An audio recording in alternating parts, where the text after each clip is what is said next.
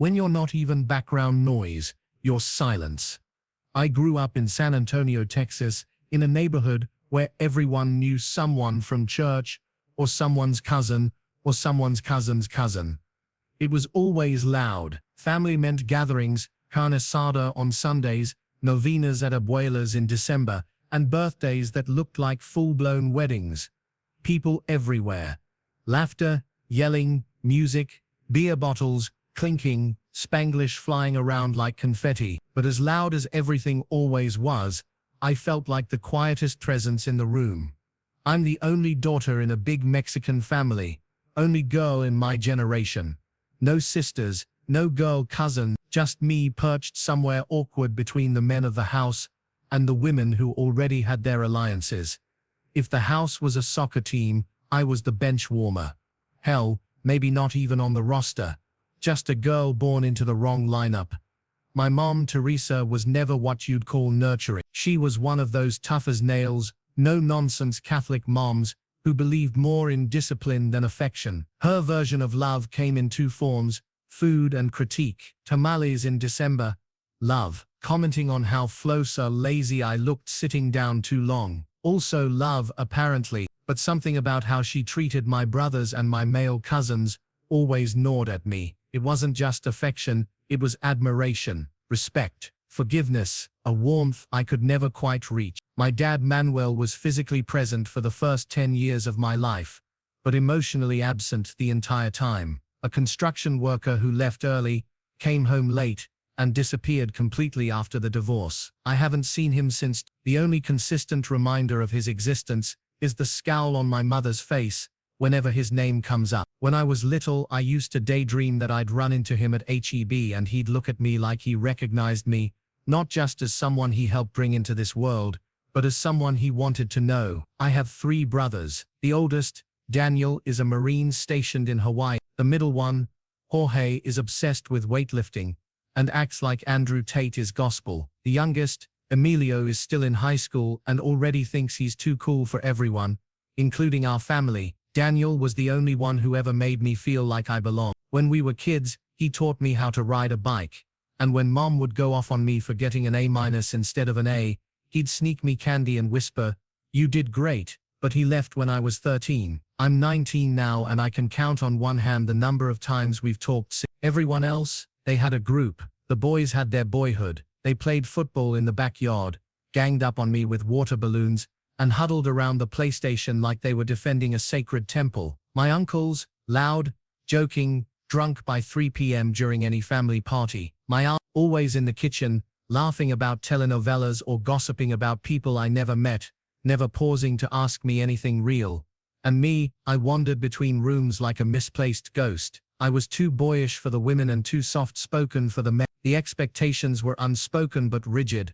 Help in the kitchen, don't talk too loud, wear something nice but not too nice, smile when asked, never make it about you. The first time I realized I was being treated differently wasn't even at home, it was in school. I brought home a perfect report card, straight A's even in my AP classes. My mom glanced at it and nodded before asking me to go wash the dishes. The next week, Jorge passed his driver's test after failing twice, and we went out for dinner. I stared at him while he held up his temporary license like it was an Olympic medal and couldn't help but wonder what it would take for my mom to look at me like that.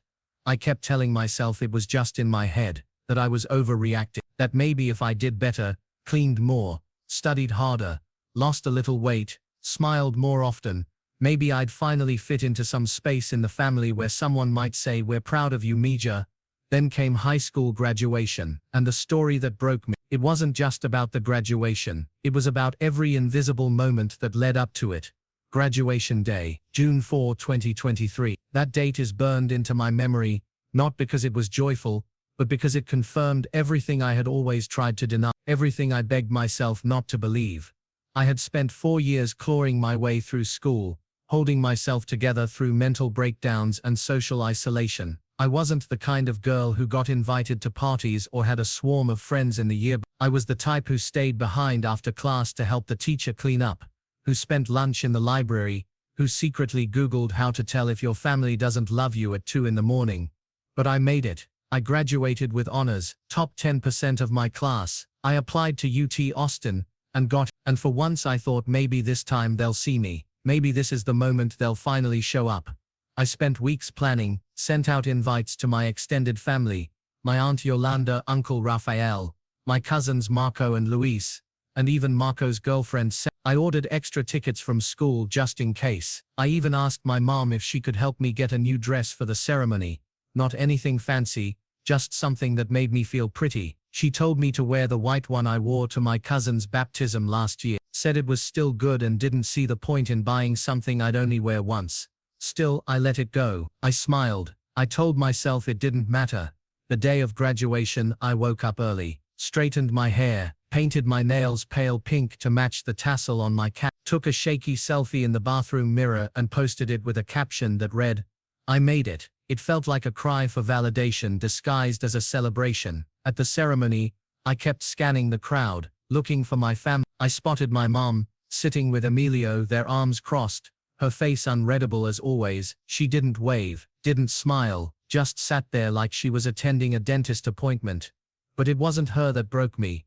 It was the empty seats beside her. 3 of them. I had saved those for my aunt and uncle. They told me just 2 days before that they couldn't make it because of work. Raphael said there was an urgent plumbing job. Yolanda said she had to cover someone's shift at the pharmacy. She said it as soon as I handed her the tickets, like she had rehearsed it beforehand.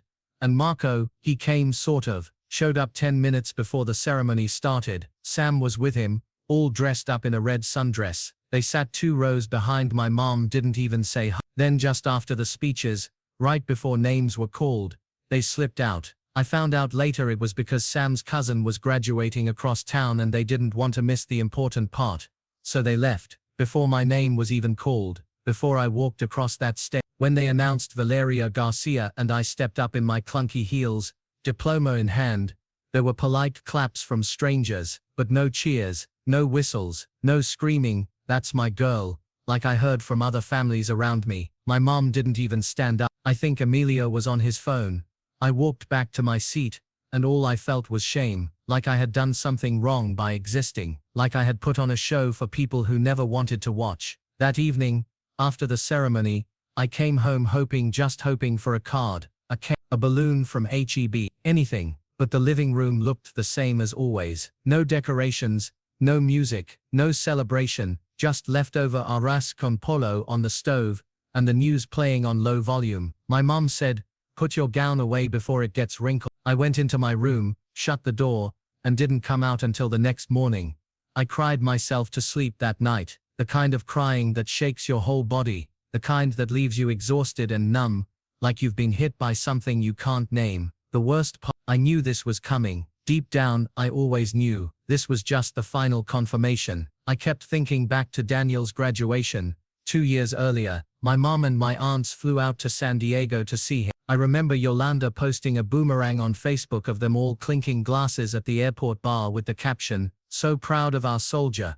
They bought him a stuffed bear in camo gear and a huge gift bag, filled with candy and Gatorade. My mom printed out one of the photos and taped it on the fridge.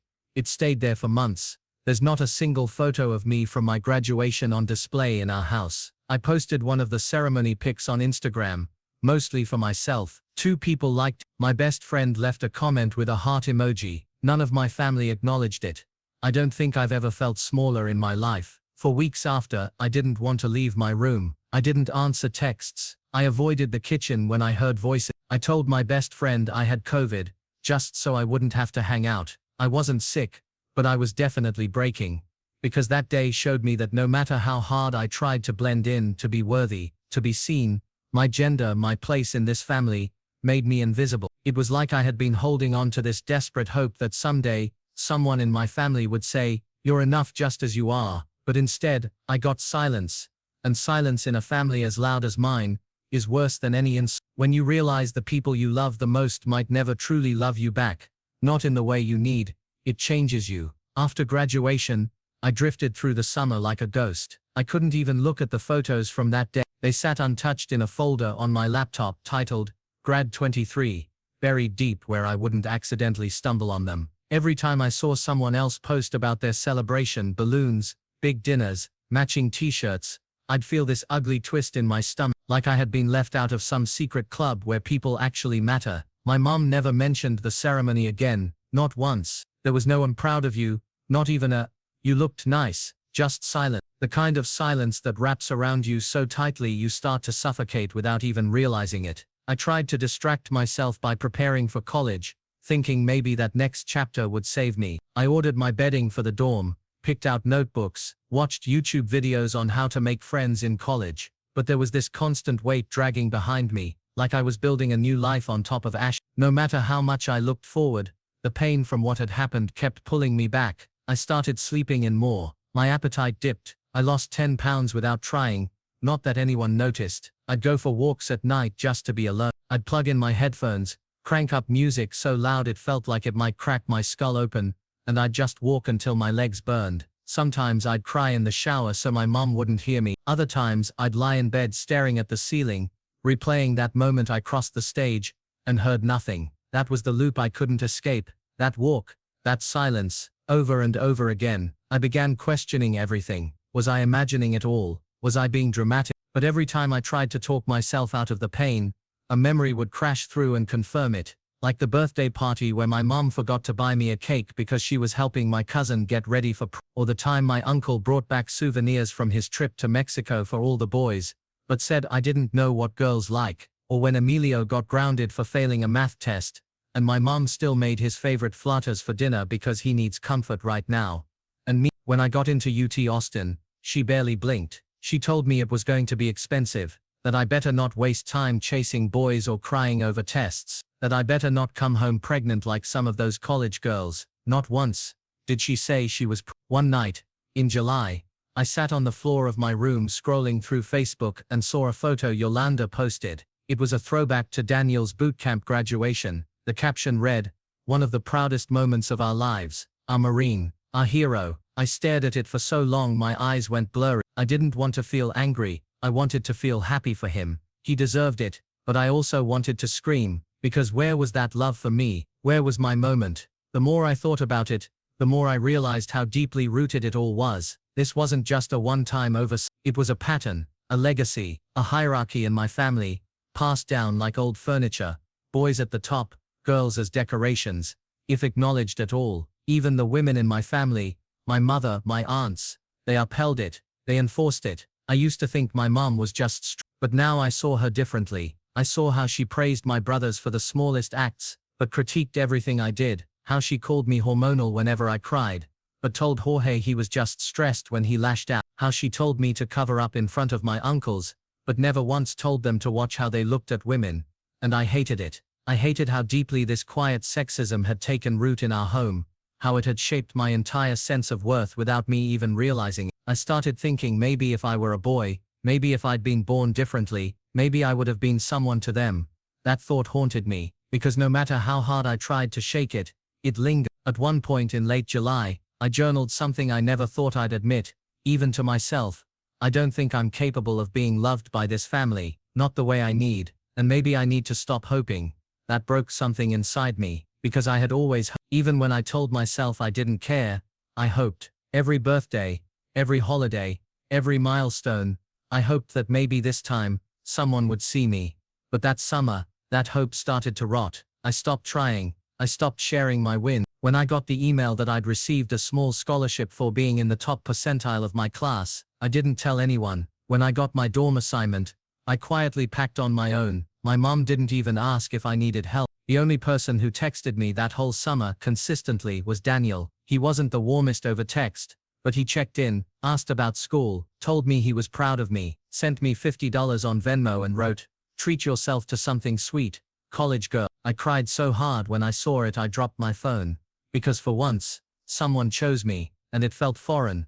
When move-in day came, my mom didn't come with me. She said she had to work. Emilio stayed home too. So I took a rideshare to campus with 2 heavy suitcases and a paper bag filled with snacks I bought myself. I watched other families unloading cars together, hugging their daughters, taking photos, and I quietly carried my things up to the 4th floor by myself. That night, in my new room, I stared out the window at the UT tower glowing in burnt orange, and I felt something strange, like grief, mixed with relief. Grief for what I had always wanted. Relief that maybe, finally, I could begin to want something else.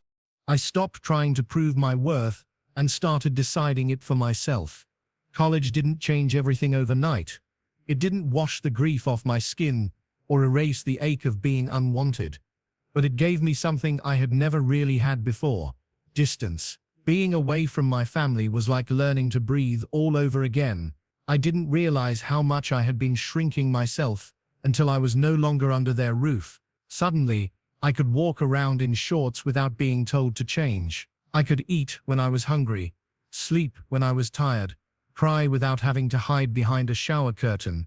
I didn't have to brace for criticism every time I opened my mouth.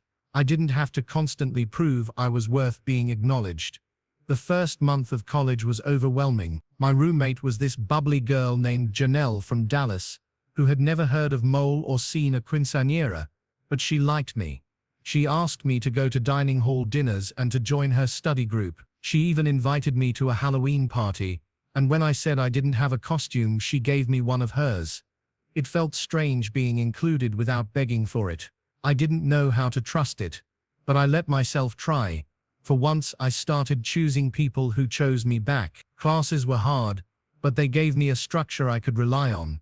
I threw myself into my coursework, psychology and Latin American studies, with the secret dream of becoming a therapist someday. I kept thinking, maybe if someone like me had been around when I was a little girl, things might have felt less lonely. I couldn't go back and change my childhood, but maybe I could be that person for someone else down the line. Around October, I decided to visit the campus counseling center. It wasn't a dramatic breakdown that led me there, just a moment of clarity. I was sitting on a bench outside the student union, watching a girl FaceTime her mom while laughing, and I realized I had spent years grieving a version of motherhood I would never have. That grief deserved a space to breathe. Therapy wasn't easy. My counselor, a kind Mexican-American woman named Lydia, gently guided me through years of emotional wound. She asked questions no one had ever dared to ask me, about gender roles, about internalized shame, about what it means to grow up in a culture that loves its sons and disciplines its daughters. For the first time, someone validated me. She didn't say I was overreacting. She didn't ask me to just let it go. She helped me name the pain, and naming it made it real. And making it real meant I could finally begin to move through it, instead of just drowning in it silently. By December, I started writing letters I never planned to send.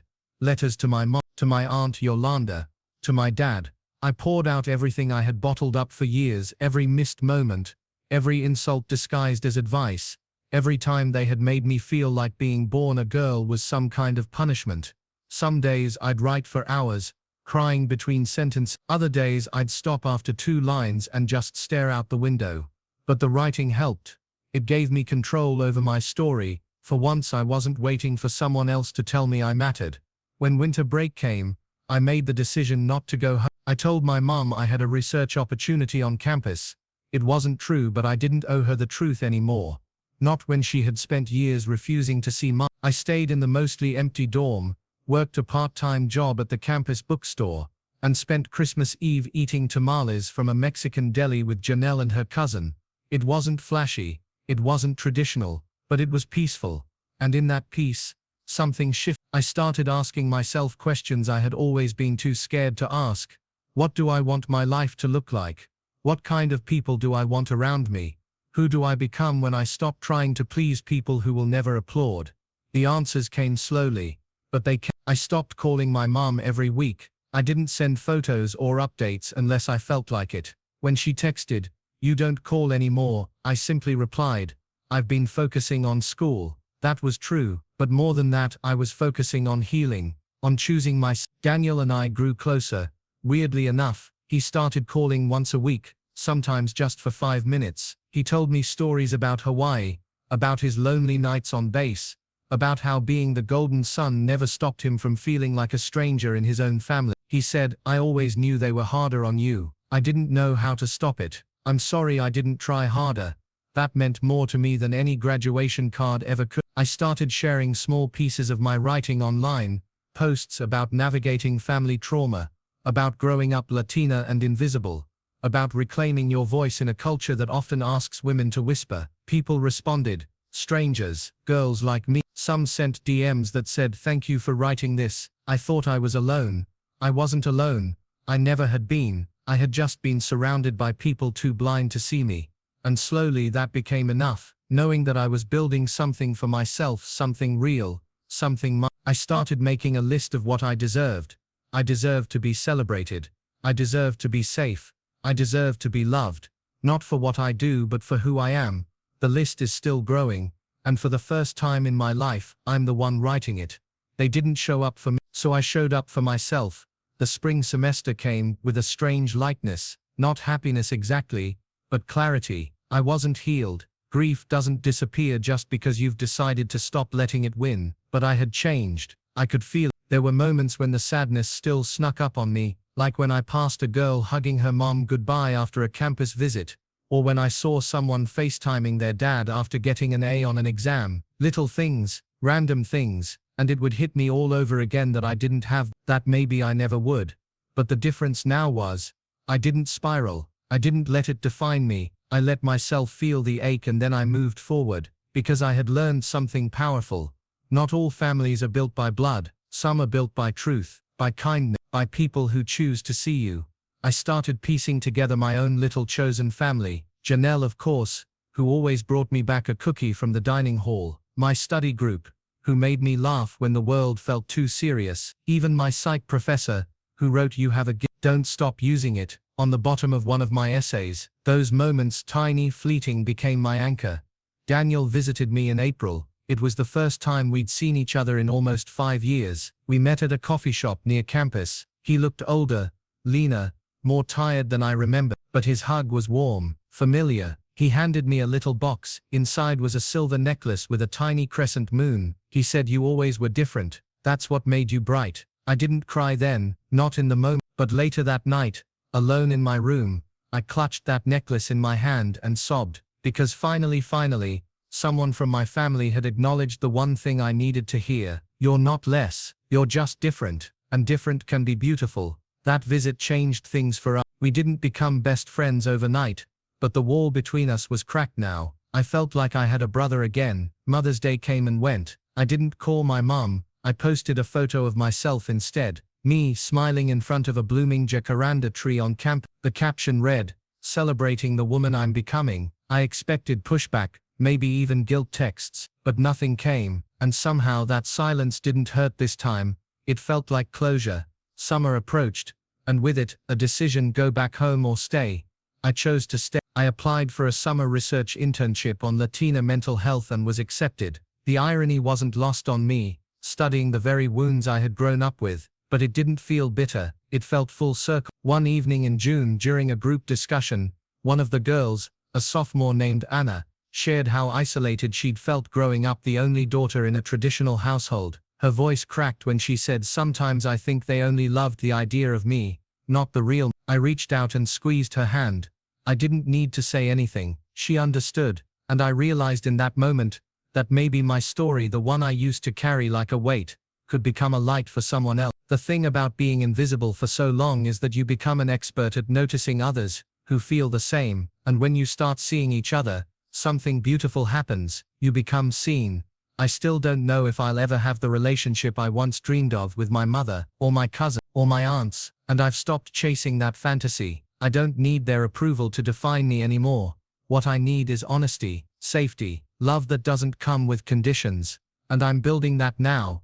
I write more than ever. My counselor encouraged me to submit a personal essay to a local publication, and it got accepted. It was titled, "The Ones Who Stay Silent, Growing Up Unchosen." I used a pseudonym, but it was mine. Every word of it, every piece of pain turned into Sometimes I still catch myself daydreaming about what life could have looked like if I had been born a boy, if I'd been celebrated the way my brothers were, if my mom had seen me not just as a daughter but as a whole person. But then I remember I'm becoming that person without the parties, without the applause, without the photos on the fridge. I am becoming the person I needed, and that is enough.